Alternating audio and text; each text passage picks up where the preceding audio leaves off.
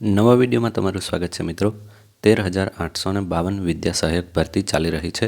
Form ભરાઈ ગયા છે અને આજે ફરીથી જ્ઞાન સહાયક ફોર્મ ભરવા માટે શિક્ષણ વિભાગ દ્વારા એક પરિપત્ર બહાર પાડવામાં આવ્યો છે, જે આપણે જોઈ લઈશું।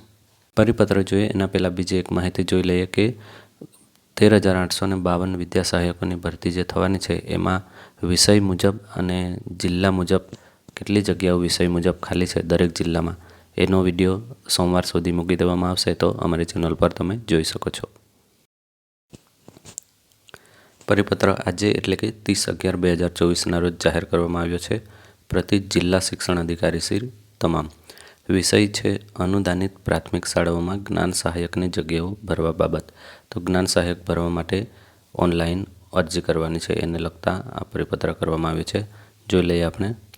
રાજ્યની અનુદાનિત પ્રાથમિક શાળાઓ ખાતે ખાલી જગ્યાઓ જ્ઞાન સહાયક યોજનાથી ભરવા અંગે શિક્ષણ વિભાગના સંદર્ભ તારીખ 30/10/2023ના પત્રથી ખાલી તમામ જગ્યાઓ કાયમી રીતે ન ભરાય ત્યાં સુધી વિકલ્પ રૂપે જ્ઞાન સહાયક યોજના હેઠળ જગ્યાઓ ભરવાની મંજૂરી આપવામાં આવેલ, જેના અનુસંધાને કચેરીના ઉક્ત સંદર્ભના 2ના તારીખ 4/12/2023ના પત્રથી રાજ્યની તમામ અનુદાનિત પ્રાથમિક શાળાઓની ખાલી જગ્યાઓ ભરવા અંગેની સૂચનાઓ આપવામાં આવેલ હતી તથા જિલ્લા કક્ષાએથી ઓનલાઈન પોર્ટલ મારફતે ખરાઈ કરી જગ્યાઓ ભરવામાં આવેલ છે। જ્ઞાન સહાયક યોજના હેઠળ અનુદાનિત પ્રાથમિક શાળાઓમાં જિલ્લા કક્ષાએથી ભરવામાં આવેલ જગ્યાઓના કરવાના થતા કરાર જ્ઞાન સહાયક યોજનાના ઠરાવની શરતો અનુસાર 11 માસ માટે જ હોય।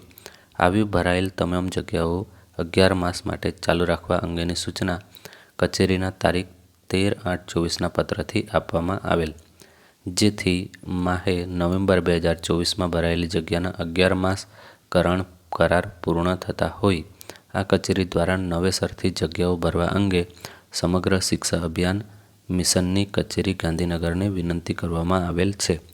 તેમજ જગ્યાઓ માટે આગામી 5/12/2024થી 12/12/2024 સુધી એટલે કે 5 ડિસેમ્બરથી 12 ડિસેમ્બર 2024 સુધી ઓનલાઈન ફોર્મ ભરવાની કાર્યવાહી હાથ ધરવામાં આવનાર છે, જેમાં હાલ કામ કરતા જ્ઞાન સહાયકો ઓનલાઈન ફોર્મ ભરી શકશે।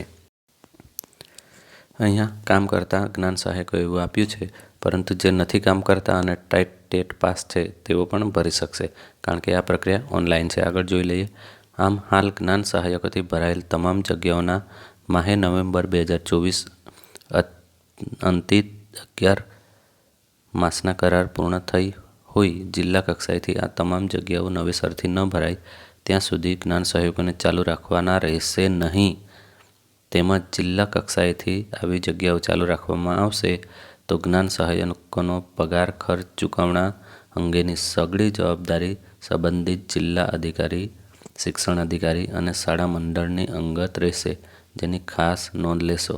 એટલે કરાર છે આગળ ચાલુ રાખવાનો નથી, નવેસરથી ફોર્મ ભરીને નવા જ્ઞાન સહાયકો નવેસરથી નિમણૂક કરવાની છે।